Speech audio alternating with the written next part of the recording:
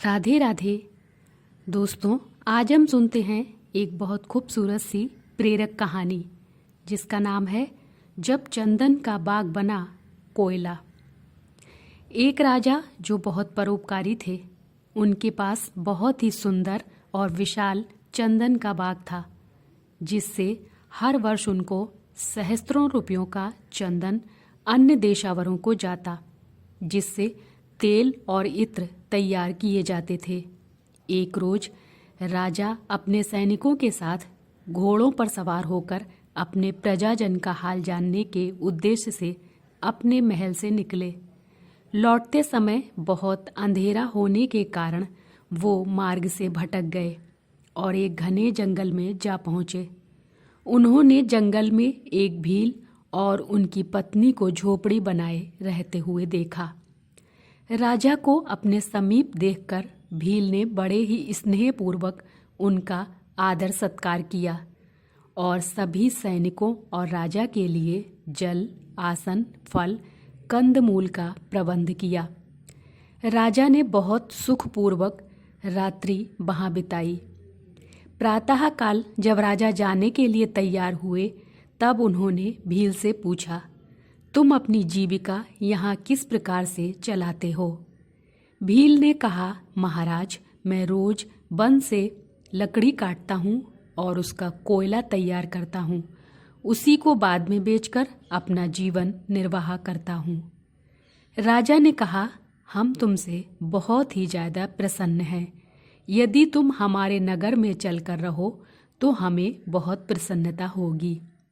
भील ने कहा, महाराज, मुझे नगर का माहौल पसंद नहीं है। वन जीवन ही मुझे ज़्यादा आनंददायी प्रतीत होता है। राजा ने कहा, ठीक है, हम अपना बहुत बड़ा चंदन का बाग तुमको देते हैं। वहीं जाकर तुम अपना जीवन निर्वाह करो। ये तुम्हारे लिए बहुत अच्छा रहेगा और यदि तुमने अच्छे ढंग से मेहनत की तो तुम्हारा वंशांतर उसी बगिया से सुखपूर्वक अपना जीवन निर्वाह करता रहेगा। भील की खुशी का ठिकाना ना रहा। राजा की इस उदारता की सराहना करते हुए वह चंदन के बाग को चल दिया और वहीं पर अपनी कुटिया बनाकर रहने लगा। भील को चंदन के बाग में रहते हुए 1 वर्ष हो चुका था।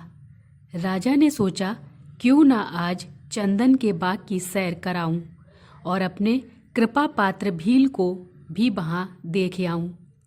अब तो वह बड़ा ही अमीर हो गया होगा। हजारों रुपए साल की आमदनी पाकर अब तो वह बड़े ही ठाट बाट से रहता होगा। राजा चंदन के बाग पर पहुंचकर देखते हैं कि पूरा चंदन का बाग उजड़ा हुआ है और कुछ ही पेड़ बचे हुए हैं। बाकी सब तरफ कोयला का खदान बन चुका है। राजा को भील से ऐसी उम्मीद नहीं थी। वो यह दृश्य देखकर बहुत दुखी हुए। उन्होंने थोड़ा आगे बढ़कर भील से पूछा, यहाँ यह क्या कर दिया तुमने? बगिया कैसे उजड़ गई और तुम्हारी दशा क्या है? भील बोला, महाराज, आपका बहुत बहुत धन्यवाद कि आपने मुझे यह बाग दिया। पहले मुझको वन में जाकर लकड़ी काटने पड़ते थे और कोयला बनाकर कोसों चलकर आता था, लेकिन अब यहाँ पास ही लकड़ी काट लेता हूँ और कोयला बनाकर नगर में बेच आता हूँ। परंतु अब तो 2 पेड़ ही शेष बचे हैं। कृपया कोई दूसरी वाटिका हमें बताइए जिससे वहाँ जाकर मैं डेरा लगा सकूँ। इतना सुनते ही राजा क्रोध से कांपने लगा और भील की मूर्खता पर बहुत ही ज़्यादा दुखी हुआ। राजा ने भील से कहा, अरे मूर्ख, तुमने इस लाखों की संपत्ति का नाश कर दिया और अब दूसरी वाटिका की उम्मीद करते हो। तू जा और उसी जंगल में अपना जीवन यापन कर। भील बोला, क्यों, क्या हुआ महाराज? मैंने क्या अपराध किया है? लकड़ियों को कोयले के सिवाय और किस कार्य में लाया जा सकता है? राजा ने कहा, अच्छा, जाओ, इस बचे हुए वृक्ष में से एक छोटी सी लकड़ी काट लो और इसे बाजार में पंसारी के यहाँ बेच आओ। भील बाजार में पहुंचा और पंसारी को एक छोटी सी लकड़ी का टुकड़ा दिया। पंसारी ने लकड़ी के उचित दाम दिए। अब भील अपने पिछले किए हुए काम पर बहुत ज़्यादा पछताने लगा। आज जरा सी लकड़ी ने उसे एक दिन की पूरी कमाई उसके हाथ में रख दी थी और उसका समय भी बचा दिया था। भील रोनी सूरत लिए राजा के पास गया और उनके चरणों में गिरकर कहने लगा, महाराज कृपया मुझे क्षमा करें, मैंने स्वयं का नाश कर डाला। अब क्या करूं? कृपया मेरा मार्गदर्शन कीजिए।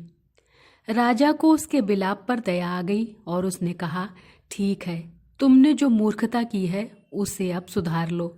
बचे हुए वृक्षों से और वृक्ष बढ़ाओ। खर्च के लिए थोड़ा सा काट लिया करो और इसके ज़्यादा पेड़ लगाते रहो। थोड़े ही दिनों में फिर चंदन की बगिया तैयार हो जाएगी। इस कहानी से हमें यह शिक्षा मिलती है कि हम सबकी लाइफ उस चंदन बाग की तरह है और हमारी सांसें चंदन के वृक्ष के समान हैं। लेकिन बड़े दुख की बात है कि हम अपनी लाइफ को अपनी कीमत से बहुत कम आंक रहे हैं। हम सबके अंदर चंदन रूपी एक क्वालिटी है, लेकिन हम सब इसे एक सामान्य लकड़ी माने तो एक सामान्य जीवन के रूप में ही जीने को तैयार हो रहे हैं। जबकि हम सबको पता है कि हमारे अंदर अद्भुत टैलेंट है, लेकिन हम क्यों अपने सपनों को मार रहे हैं? हम क्यों अपनी वैल्यू नहीं समझ रहे हैं? हमें दोबारा मनुष्य रूपी चंदन का बाग नसीब नहीं होने वाला। इसलिए हमारे पास जितनी भी सांस रूपी पेड़ बचे हैं उनका भरपूर फायदा उठाना चाहिए और अपनी लाइफ को सक्सेसफुल बनाना चाहिए, ताकि हमें हर जन्म में चंदन बगिया अर्थात मनुष्य जीवन नसीब हो और इसके हर एक पेड़ का हम सफलतापूर्वक उपयोग कर सकें।